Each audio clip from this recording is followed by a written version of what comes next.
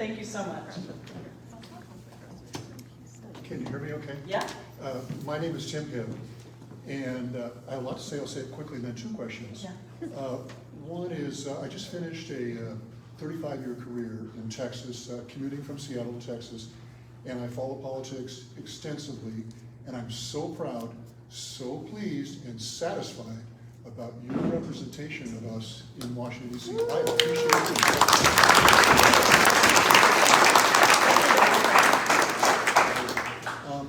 Also, a little more detail. When you called out Manchin on his betrayal of the filibuster initiative, I really appreciate it. I was going to call your office. I didn't, so I'm calling now. What do you mean by climate resilience? Yeah. Perfect. Thank you so much. So climate resilience is the idea, a couple of things. One, it's the idea that, first of all, if we were to plan properly and we were to build our communities so that they were resilient to the things that might happen around us with climate change, with the natural disasters, how you build a community matters to whether or not it's going to get destroyed. How close you go to the water's edge, what kinds of materials you use, all of that matters. And so the planning around the construction of a community is part of climate resilience. But even more than that is the idea that to do that planning, you have to think about the communities that are going to be affected the most and burdened the most by negative acts of climate change.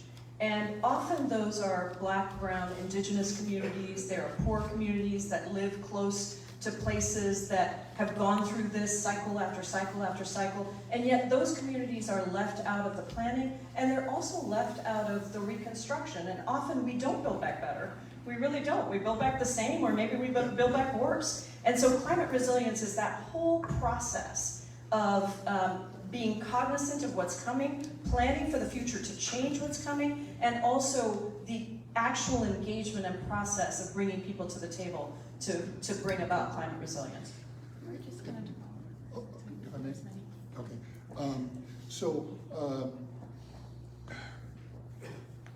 I have a big concern about the rising tide and the negative effect of Medicare Advantage.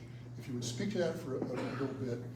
They abuse the rules. Yes. And I don't mean just the false advertising. No. I mean the risk adjustment factors that Correct. are used and stuff like that. And then, but my big issue, which I am unsatisfied with, not with you, you're an excellent communicator, but the Democratic caucus, they don't break through the conservative din of misinformation. Yeah. That's why I mentioned my career in Texas. Yeah. It doesn't get through. So what is the Democratic caucus going to do about communicating so people hear? Yeah. Are you going to go on Fox News? Yeah. Well, I do. I do go on Fox News. Some of you know when I was working on immigrant rights work for 15 years before coming to Congress, I would go on Fox News all the time because A, it helped me to hear what the arguments were, and B, aren't that smart. So, they didn't know that much about immigration, so I would like run circles around. The talking I'm points sorry, I don't fly. need to. They're talking points fly. Oh yeah, that is being live streamed. Anyway. Oh dear. Anyway, so I believe that is really important. I have a hard time answering for kind of the Democratic Party as a whole. I do think we need to get more skilled at messaging and talking to people in a regular way, you know, and the more diversity that we have of members of Congress who represent lived experiences of people, the more we're able to talk to people like regular folks, and the more, you know, I think the more comfortable people will be in communicating. So that's what I'm trying to do. I can't answer for the whole Democratic Party, but I do think that we are building a more engaged Congress as we get more and more diverse, and we have more young people, we have more folks of color, we have more people who are explaining, right? More women, exactly. More folks who are explaining through our own experiences what is happening in government and bringing you closer to us as a piece of that. So that's my hope. On Medicare Advantage, really quickly, because this is a favorite topic of mine, we have been, this is actually one of our executive actions, we've been pounding on the Biden administration for the last many months to end a terrible privatization of Medicare that was happening from the Trump administration, but it was continuing. We got half of it done. They did agree to end half of that program, which is a big step forward, which essentially was privatizing your Medicare without your even knowing it. And you know what happens when that happens, and when it goes to the Medicare Advantage plans and the private insurance plans, they spend about 40 cents less on the dollar on services for you, which goes into their profit making. So Medicare is the best program. We need to expand it. We need to preserve it. That is why we have, that's why I've written the Medicare for All bill, and we really have to stop the privatization. So we have written a comment letter on the rates, the rate setting piece of this, and we're trying to do everything we can to really rein in all these private insurance companies that are salivating at the idea of expanding Medicare Advantage. Thank you.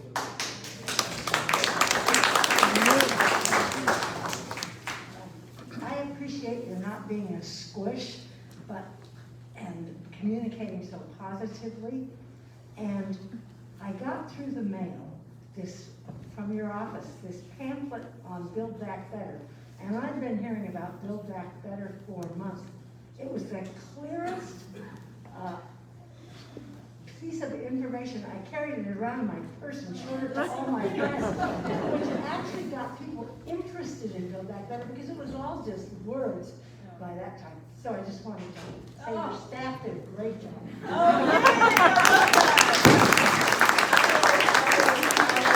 Let Jenna, who does a lot of those mailings for us, know, and CM, my communications director, is sitting right here, so I know she appreciates that. But that is the goal here. I mean, we need to stop talking about process. We need to stop talking about numbers. We need to talk about what is in it that makes your life better when you wake up in the morning. What is going to change in your life because we pass a piece of legislation? You're going to get child care. You're going to get housing. Those are the things that really matter. Thank you so much for that. Love it. Hi, like you, I'm a very anti-war person, but I have studied quite a bit about history. And Hitler could have been stopped if the French and some others were not afraid after World War I of getting into another war. I think we're doing a pretty good job with what's going on right now with Ukraine and all, but I think we're making a huge mistake in not allowing those Polish MiGs to be transferred over. Now, I can't know everything, and I just, I don't have the access to all the information and everything. But this is how I feel, and I felt that way from the very first that I heard of it. I think we need to stand up further with him. We don't need to have the no-fly zone or stupid things, but we do need to get those MiGs. Yeah, thank you so much. So the MiGs are complicated. There is, and I didn't know this either, one of the things I love about this job is I get to learn a lot. And so in our briefings that we've had, those aren't necessary. There are all kinds of problems with those MiGs, including that the runways in Ukraine don't have, many of them have been destroyed. Some of those planes can't take off. The actual lifespan of those MiGs in the air would be very, very minimal, according to the people who know this. I probably couldn't go into it in more detail because I don't know more than some of the things that we've been told in our briefings. So there are real reasons, from what I understand, for why those MiGs are not actually the thing that Ukraine necessarily needs. Now that said, what we are trying to do is help Ukraine as much as possible with whatever they need to be able to continue to hold off this Russian war and aggression. And that may not be able to come from the United States, but it doesn't mean the United States isn't. We're providing as much as we can, and then we are trying to work with our partners to figure out how we get the things that Ukraine really does need. Things, for example, like the defense system has actually stopped a lot of the Russian missiles from coming in. So those kinds of things, we are trying to make sure that they have access to everything that they need to be able to fight this war. And look, I said at the very beginning, I don't think there are any good choices on the table. I really don't. And I don't know what the answer to this is, and you and I are reading things all the time. And my job is to try to figure out what's true and what's not, and I will communicate as much of that to you as I can. But one more thing, we do know the answer to one thing. We need single-payer health care. Yes! Trying to say on that, I have more co-sponsors on my Medicare for All bill than I've ever had, than we've ever had before. And we are about to have a hearing in the Oversight Committee on Medicare for All, so I hope you tune in. That is next week.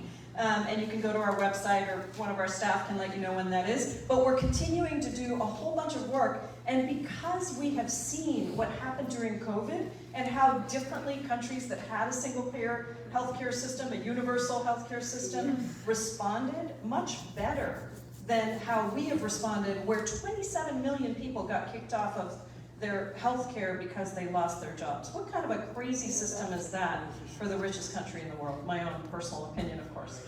Hi, Pramila. Hi. It's, oh, there's actually a timer here. Okay, I had to cut out a whole bunch. Before I say anything, I'd just like to say that I was in Mr. Nelson's class with John way back in the day.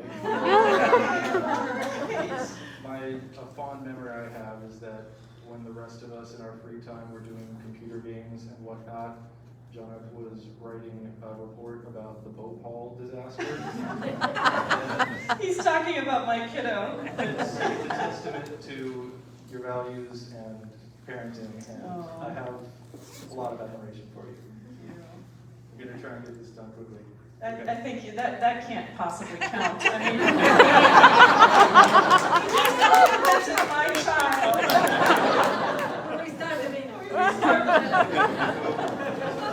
Now you all know how to get more than a minute. It was a thrill to see you speak at the UW Students for Bernie rally in 2020, in which you stressed the urgency to act rapidly and drastically to combat climate change, and laid out plans that would undoubtedly improve the material conditions of the working class. We all cheered in agreement when you said that Joe Biden was not up for the job that needed to be done. The election cycle was an awakening for so many of us. The protests surrounding George Floyd's murder, in which cops brutalized non-violent human beings, including myself, shed light on the inherent oppressive nature of our institutions, and naturally people took those realizations to their logical conclusions. Each injustice is not an isolated incident, but a symptom of a deeper root cause.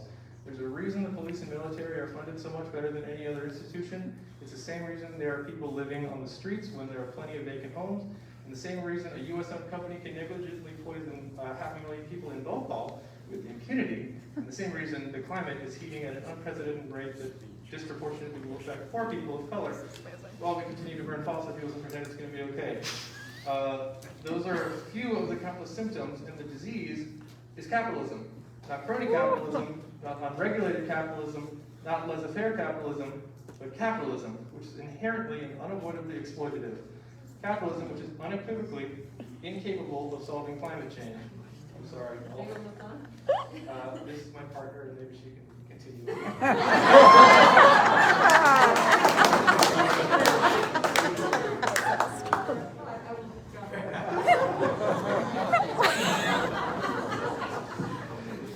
Joe Biden serves and benefits from the global capitalist hegemony. His politics are antiquated, racist, imperialist, and strengthen the capitalist power structures that are the cause of so much suffering. We deserve so much better than that. When you post pictures hugging Biden and claiming he has a bold vision for the country, when he has failed to follow through even his weak campaign promises, feels like a betrayal. That's nothing like what we heard from you at the Bernie rally. Either you've changed your mind and truly believe that what he could offer, even in the best of circumstances, is remotely close to enough, or you're being dishonest, and frankly, we're not sure which is worse. But it's profoundly disappointing either way. I don't doubt that you're working hard to get legislation passed that will help working people, but you are on a team led by capitalists like Biden and Pelosi, who scoff at the notion of universal health care or a Green New Deal, which are themselves band-aid symptom treatment policies that don't actually challenge the oppressive power structures that are the root causes of racial injustice and class domination. Thank you so much. Look, I think that I really appreciate you saying this, because I'll tell you, for me, I was an activist on the outside for 20 years, and I wasn't sure that I never wanted to enter politics because I felt like actually the political system is kind of corrupt. And when I ran for office, I was, I think at the time, one of 3 members of Congress who did not take any corporate PAC money. And it takes millions to run campaigns, but I don't do it because I just think it's wrong. So I made a decision that you could try to work from the outside only and try to make change happen, or I had a different theory of change, which is that you could try to go on the inside and try to organize on the inside to make change happen more quickly. That's what Bernie Sanders did, and he's been frustrated. And last year he called me and he said, I never in a million years, after being the founder of the Congressional Progressive Caucus 20 years ago, he was a founder of the CPC. He said, I never in a million years imagined the CPC could actually be a powerful entity. We are. Does it mean we're going to get everything we want? No. And you asked me if I've changed my mind about President Biden, and I think this is an important question for me to answer. I have. Now, it doesn't mean that I think, or that Bernie thinks, by the way, that we couldn't have other people that would push harder, that would be able to do things. But listen, he won the election. Bernie lost, and we lost. I mean, I was a Bernie supporter. I was the chair of the Bernie campaign in Washington State. And President Biden is our president. And let me tell you, he is 8,000 times better than Donald Trump was. And we have pushed. When I don't agree, I say it. Go and look at what happened when the Biden administration released their refugee cap last year. It was too low, and immediately we called it out. We have been calling out when we need to call out, but we're also working to call in. Because the reality of the political system right now is that it's broken. We need the Electoral College doesn't work, the Senate doesn't work, we have a lot of things that don't work. But we don't get to, in my opinion, just throw up our hands and say we're not going to do anything to make it better. And I think that we need activists on the inside, we need activists on the outside. We've all got to keep working and hold the faith and try to get as much done as we can get done. There is no question in my mind that the Progressive Caucus today is 98 members strong. Just 2 years ago, it was much less than that. We were not electing progressive candidates across the country. We now are. We have really transformed the caucus, and people are attacking me and attacking the progressive movement because they're afraid to see us with more power. That's why. It doesn't mean that I go to bed at night satisfied. It doesn't mean that. And one of the great heartaches, when Lawrence O'Donnell was introducing me one day, he said, actually he was talking to Rachel Maddow, I wasn't even on the show, and he said, the definition of being the chair of the Congressional Progressive Caucus is that you are constantly disappointed. Constantly disappointed. But I will tell you that at night, when I go home and I think about whether or not the day has been spent well, it's the idea that I am willing to be disappointed in order to push for the things that I want and work for the things that I want and change the systems that have created so much injustice. And so I really appreciate what you said, and I know it is hard. And believe me, I get attacked. I get attacked from all sides, actually. But that's okay, because I think we have just got to continue to refuse to give up. Yes. To refuse to give up. And I'll tell them about that, so thank you. I'll tell them about the Bhopal memory. Thank you for being here. My partner doesn't like crowds, so I'll try to be quick. I think most people in this room consider you their favorite federal representative, but I want to personally thank you for voting in a distinct minority against the money going to Raytheon and the rest of the arms manufacturers in the latest weird Pentagon budget increase. Yeah. I think somehow that also makes it incumbent on us to find another way to stop Putin and his gang. Yeah. And how do we get this administration to really put in good economic sanctions? Why are Russian banks still using the SWIFT system? you know, I only have 5 seconds left, so I'll let you answer that. Well, so just on the military budget, I have not been able to vote for a military budget since I got to Congress because every year it keeps going up. And we do not suffer from scarcity in America. We suffer from greed and we suffer from corruption. There are 5 defense contractors that get the majority of that Pentagon budget. And by the way, the Pentagon is the only federal agency that is not audited. So I just think that there's so much waste, fraud, and abuse, and I think we can still have strong national security without continuing to increase our budget every year and be called unpatriotic when we don't want to vote for a $750 billion budget. So there were 15 or so of us this year. You know, part of it was the challenge with Ukraine at the same time. Last year we had more like 50, 55 people, including there were 15 or so Republicans who also voted against it, some for different reasons. But anyway, we'll keep working on that. I'm really committed to that. And then on the, what was your second? Sanctions. Oh, sanctions. How do we stop So war? let me just check on the SWIFT thing, because I think we did end the SWIFT banking. I'm pretty sure we did. And so, 3 banks, yeah. Most of them are using the system to process. Yeah, it. but I think that the let me get back to you on this, okay? Because I just want to make sure that I'm right before I say something, and I just want to check myself. But my understanding is that that was the majority of the financial transactions. So even if it was only a minimum of banks, it covered the majority of transactions. But I'll get back to you. Thank you so much. Hello, President Woolard. Can you hear me okay? Yes, I can, yeah. I believe that we need to do a lot more to prepare. Actually, now I'm having trouble, yeah.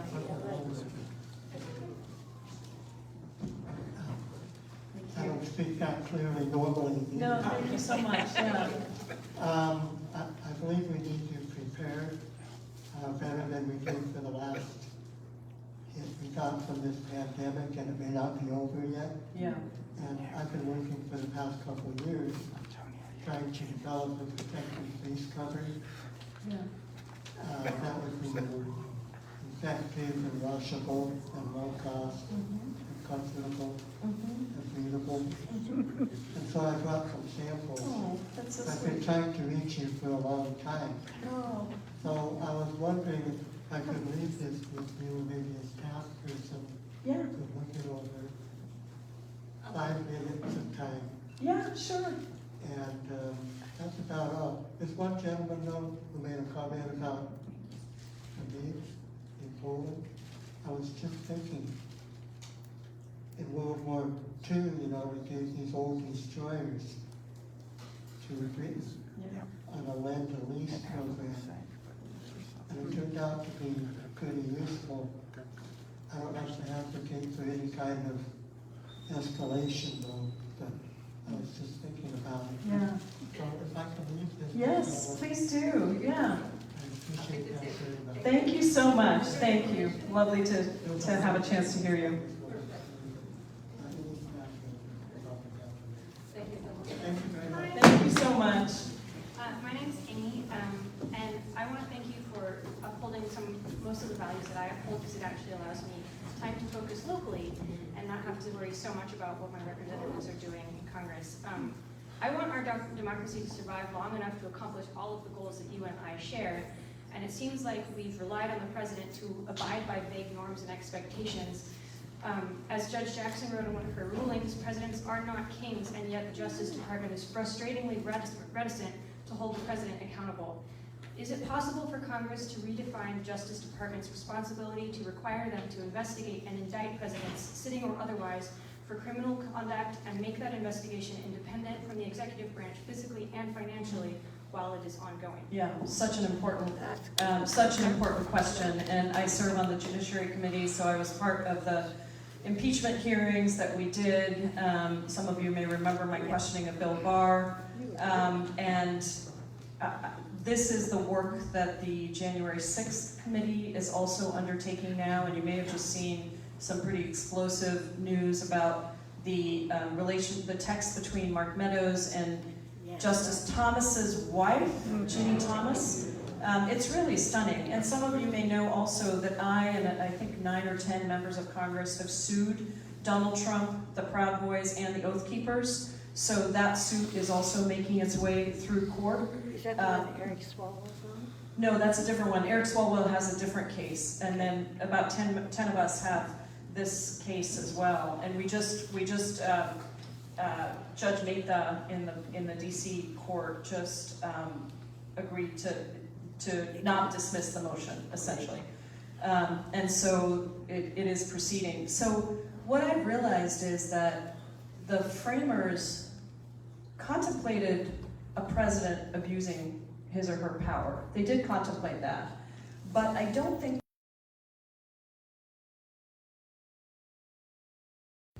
being subject to a cult, like essentially turning into a cult. And that is what has happened. And so I think the big lie, January 6th, and I think most of you know I was in the gallery on January 6th. I had just had my knee replaced 5 weeks before, so I couldn't walk. I was with a cane. And I never in a million years thought that I would ever be crouching on the floor of the Capitol with space that was like from this stage to maybe the second row where you're sitting, ma'am. That was the distance between the insurrectionists who were trying to come in and kill us and where I was. And my husband texted me at the time and said, you know, get out of there, get out of there. And I said, no, this is before this happened. I said, I'm in the safest place I could be. I'm in the United States Capitol. The Speaker of the House is here. I mean, I literally thought that. And so I think we have situations that were never really envisioned in terms of people in elected office who have no interest in upholding the Constitution. Literally none. And so we are looking at all the ways in which we would need to change the Constitution, but again, remember that with 60 votes in the Senate and Republicans controlling 50% of the Senate, we're not going to get there. We don't have, I mean, I never in a million years thought I would say this, but we don't have enough Republicans like Liz Cheney and Adam Kinzinger who are willing to stand up to their own party. So that is the real challenge we're in, and it's why democracy really does matter. And your vote matters, and your voice matters. And the Supreme Court matters. And maybe the positive note is we are days away, maybe weeks away, from appointing the first Black woman to the United States Supreme Court. We have a lot of work to do, and we're just about to go into some hearings in the Judiciary Committee soon around ethics of the Supreme Court, tied to all of this stuff that you're hearing. So it's a longer-term project, but I share your deep concern. Thanks for your continued work. Hello, Congresswoman Jayapal. It's an honor to speak with you. My goal in raising this question is to raise awareness in the room.